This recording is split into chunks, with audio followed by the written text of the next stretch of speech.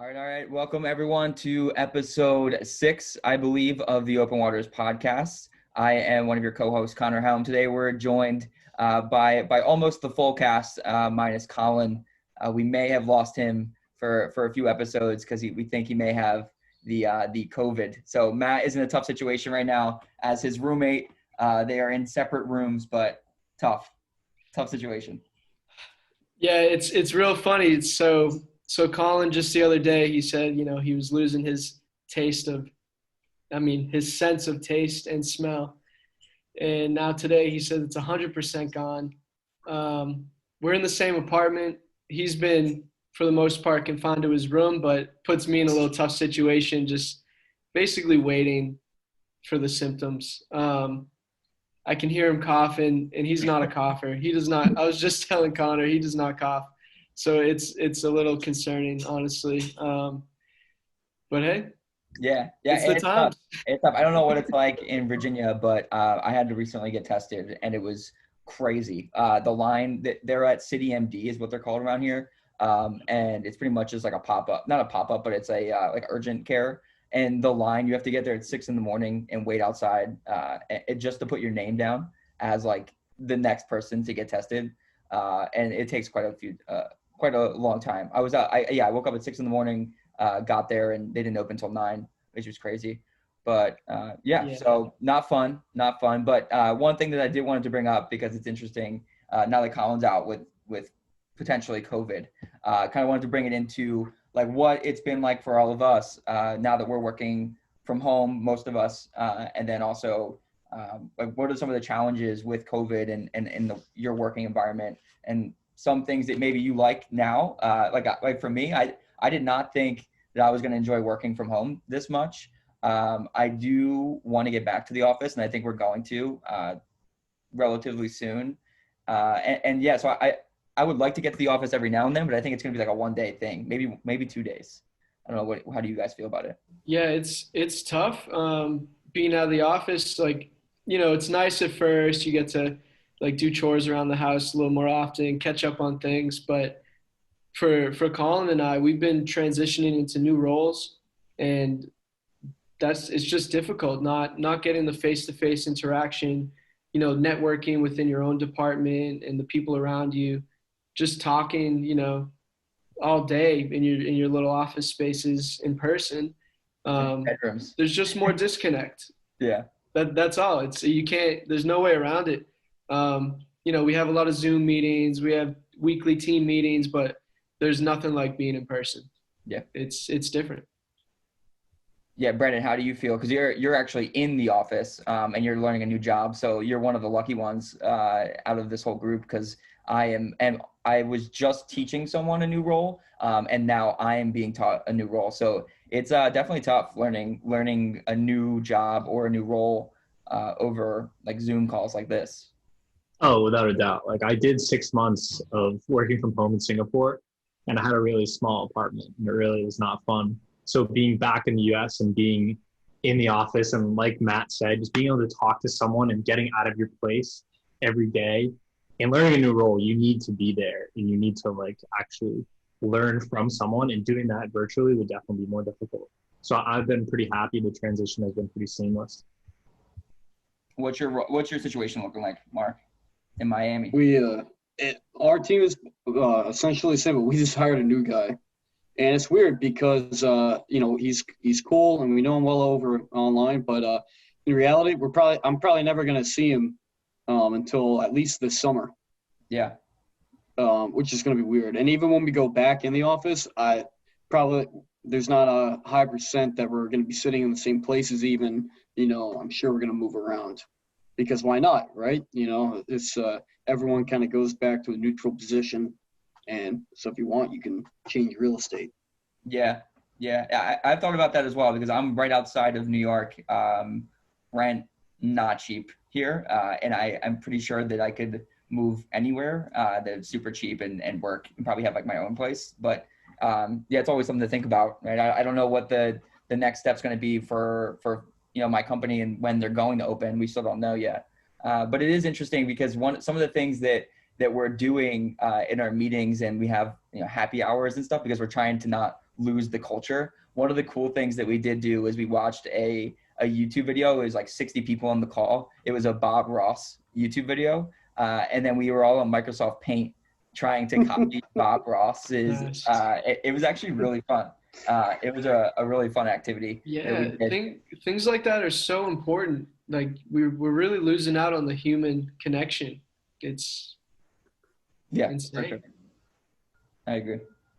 But yeah, so one of the things that I was just mentioning was that I was learning in my new role, and I recently just switched over. So I've been on this team for a year and a half since I've been with my company, and I've already trained pretty much like 4 people as I was departing for this new role. And now I'm moving into this new role where I'm one of 3 people. And, I just kind of start my training process next week. But one of the things that we're talking about before this is where we get our news. Cause I was asking Brendan where he gets all of his up-to-date, like maritime or shipping news. And we thought that would be a good thing to talk about on here as well. Because right now I'm trying to learn the Indian subcontinent. That's what the trade lane I'm a management specialist on. And it's really hard because India is like a black box of visibility. Like it's really hard to find news articles and go into depth of like how it operates, like what makes that shipping life cycle, like from the origin side, so nuanced. Because like when we're in the US, so we have a lot of information here, like how rail works once the container discharges, things like that. But it's really hard to find like scholarly articles about it. So Brendan, like what were you saying? Where are you looking, like all your news? You say you like daily, right? Yeah, constantly, daily, every single day, all day long, this and that. But I like Splash 247 a lot. They send out a daily newsletter at about 5 in the morning because they're a Singapore company. So I read that when I wake up. And then when I'm in the office, I go with Trade Winds. But that's more of like, it's kind of expensive. My company pays for it. And then I like oilprice.com, S&P, Global Platts, Clipper Oil, Tanker Hub, Tanker Operator, Chems News Weekly. Like I try and go all over the place just to see like how, I mean. You got like 3 screens at your office Yeah, with all the tabs open. Yeah, I have kept up with GCaptain since we've been in school. I always look at GCaptain, and I think it's interesting because John Conrad, the guy who's like kind of running GCaptain, I think he's like the CEO or something. He's a Sunni guy. I met him at one of a short sea shipping conference one time at SUNY Maritime. We took a trip up there from Mass Maritime. It was pretty cool.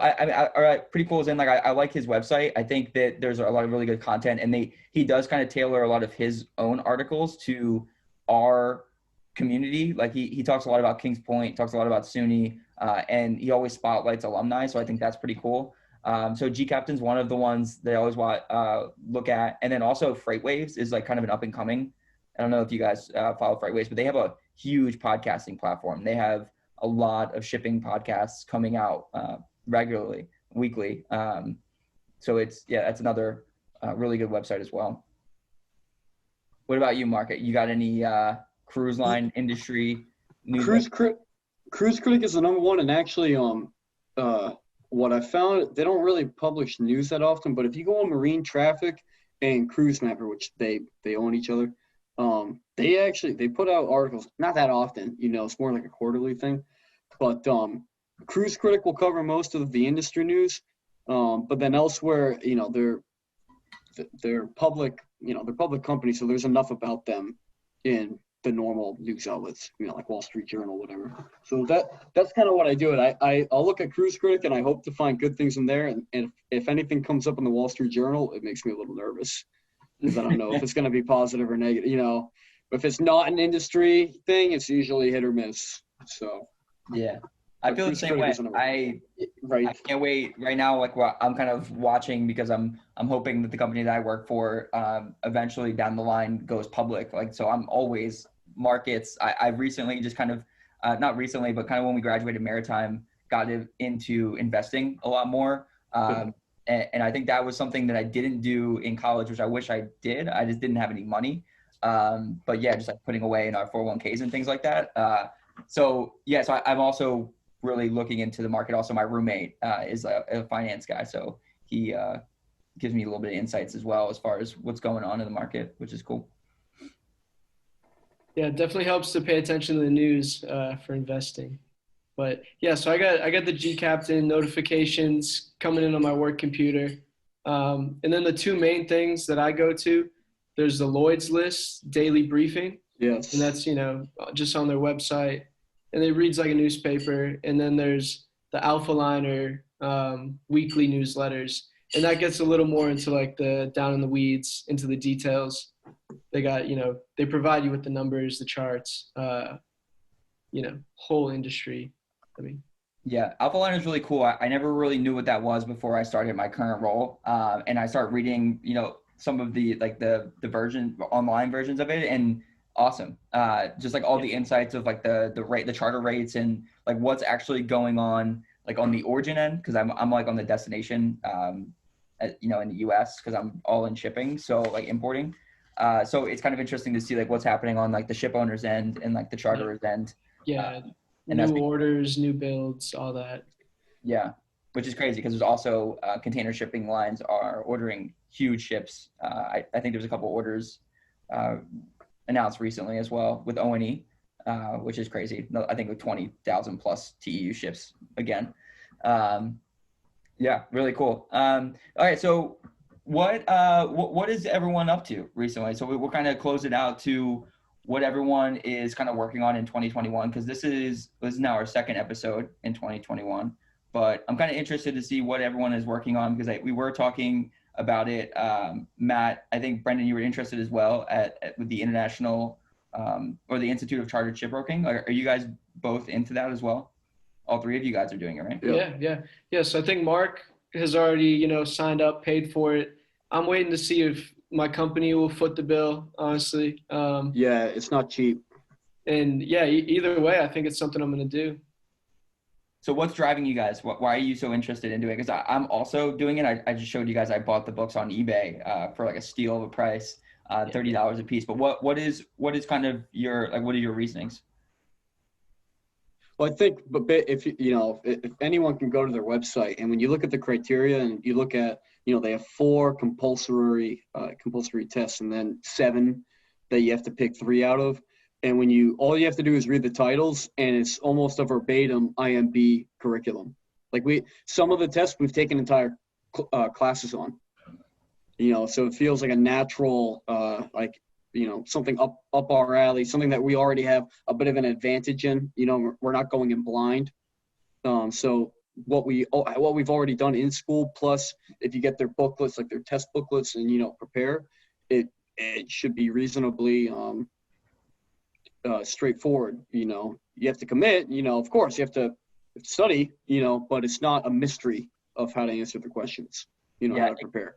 It kind of reminds me, it's like a mini maritime master's program in a way, but it's internationally recognized. And that's kind of that is the biggest reason why I want to do it, because this is such an international, we serve in such an international industry and like sector, where I think that like it's really interesting to see people who have this chartered shipbroking badge on their LinkedIn profile or something, and it looks awesome. And it seems like they know what they're talking about, and that's what I'm shooting for as well. Matt, how about you? What is I mean, so because it's in line with our major, we're exempt from 1 or 2 of the tests, and there's a handful of exemptions. They have the list on their website for all the different maritime academies, and even 8 like schools in Asia, master's degrees, things like that. I did not know that. I think it's the intro to shipping class where we are. Oh yeah. Yeah, it's pretty cool that we're all doing it, because I mentioned before, I was looking at their website and they only had 1 U.S.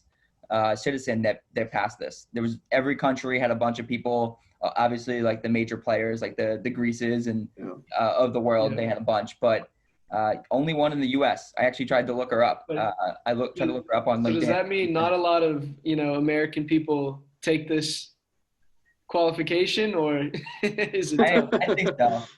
I think so. Yeah. So, I told you I messaged Captain Pandy on LinkedIn. So he is the only proctor. So one of our professors at Mass Maritime in the business program, I believe, and I don't know if this for a fact, but on their website it looks like he's the only proctor in the United States. So anyone in the U.S. who wants to do this, I guess you would have to either get your own testing site, or you'd have to travel to Cape Cod, Massachusetts to take these exams. So I Yeah, guess I have a because few a trips to guy Cape Cod. a guy that we work with who has taken them said he's gone to Montreal for them. And I think maybe Pandy just started doing this at Mass Maritime in recent years. When did this all come to fruition? Because I know it wasn't a thing when I was at Maritime. Pandy had just got hired my senior year. Um, so yeah, Yeah, that may be the case. not very publicized as something that we could possibly get into, because I think you could probably, I don't know if you could swing this, but you could probably do some of the courses while you're at Maritime if you're have a light senior schedule or something. Yeah. Really, it's a great certification to have. Yeah, I think that's something that they're doing. They're really making it a part of the program now. They have that as an option. I saw that on their website. Yeah, I saw that too on Yep. the IMP program at the Yep. bottom. Yeah. Really, Uh, that's cool. Yeah, one other thing that I wanted to bring up as well. It's another certification where it's actually a license, and I heard about it at Mass Maritime in our senior seminar class. It was just kind of like briefly mentioned. It was the U.S. Customs Broker exam. It was just briefly mentioned and didn't even think anything of it. And I'm kind of glad I didn't, because it's a huge test that I just took. I actually took it in October. I still don't even know if I passed yet. But you should see, I have a whole stack of books over here, and there's like a 3,000 page with all the classifications of all the goods that the U.S. imports. So it's like a pen, and then you have to go find the classification of it in the book. Well, but anyway, so that's for importing goods and exporting goods. So I took the exam, and it's 80 questions. You have to get 60 of them right. I got 59 of them right, obviously. So I'm trying to appeal. That's a part of the process, is you like send your arguments. You're like, hey, this question didn't make any sense. And there were a few that honestly, like I don't think made sense. So I should know by like next week if I passed it. And I don't plan on being a customs broker. I do think that's a good role that Maritime Academy graduates could definitely get into. I believe some have, with some freight forwarders that have in-house brokerages, but I'm not interested in doing that. It was just something that I want to build my resume with, and it's such a hard thing to pass. Some people compare it, say it's as hard as the bar for some people who are getting a law degree, but I didn't think it was that hard, to be honest. I mean, I didn't pass, so it's kind of a weird thing to say, but I really didn't think I studied that hard, and I got 59 right. So CBP, if you're listening to this, I'm sorry, but it it wasn't too bad. yeah, that's tough. 59 out of 60. That's appeal territory. I hope they do that for you. But it's the same thing with the Institute of Chartered Shipbrokers, PQEs. It is similar to what we learned. It's maybe not something that's necessary, but it just shows that like you're striving for continued education, and you're adding to those layers of knowledge. You're reinforcing everything that we have degrees for. Yeah. It's just another layer of Which is more important while you're resume young. builder. Yeah. If you're 40 or 50 and you've been in the industry for years, adding this as a certificate maybe isn't the most advantageous thing. But for people in our shoes, whatever you can add is a competitive advantage. Yeah. So I mentioned like I'm trying to get my company to foot the bill, but my bosses have never heard of it. It's kind of funny. I know Brendan and I were talking with Bruno on the last episode that we work with a lot of people who aren't necessarily from maritime academies or even the maritime industry, and they just have gotten their experience on their own working as hard as they have throughout their careers. But it's something that's in one hand internationally recognized, and in the other hand some people may have never heard of it. It's kind of funny, but either way it builds your resume in a good way.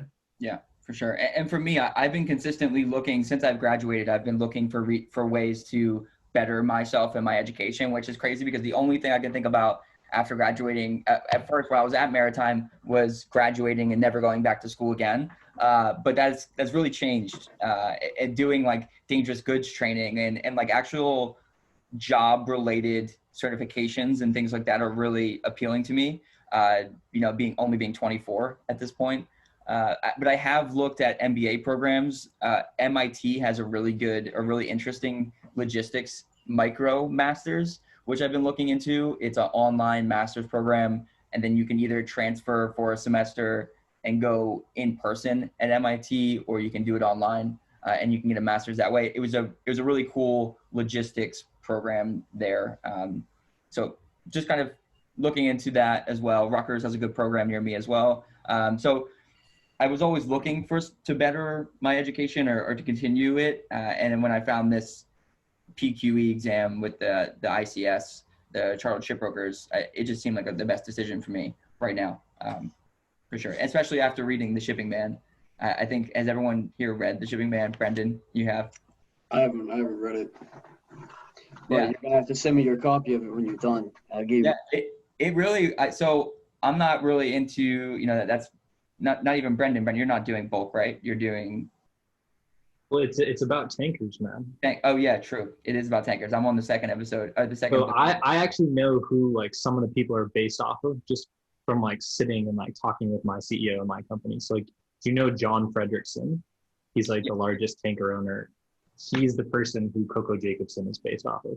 And then that finance guy is, I forget his name. He's the other guy who bases it off of. And then like, what's the name of the website that they use? Ahoy Matey. That's what Tradewinds is supposed to be, like where they get all the things. And then Marine Money, how he always introduces Marine Money conferences and all the deals go down in Marine Money. That's because that's where Matthew McCleary is the president of.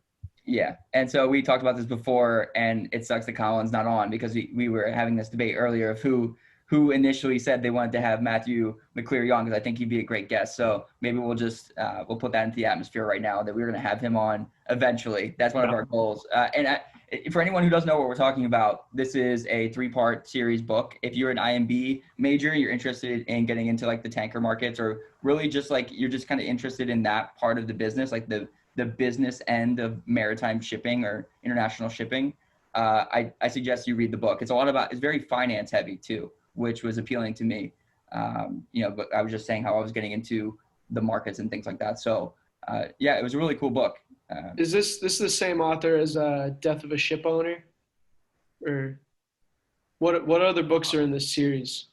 It's The Shipping Man, it's a Viking Raid, and then the last one is called, what's the last one called? Exit Strategy. Exit Strategy. Yeah. So, yeah, interesting stuff. But yeah, I mean, this is just the next step is to try to, what is this one? Because this is one that Colin has, Death of a Ship Owner, and it's got a foreword by Matthew McCleary, but it's by. I have 2 on my desk right now too. A.F. Gillett. I've seen that one. Dynasties of the Sea is really good. And too. yeah, we got Dynasties of the Sea too, yeah.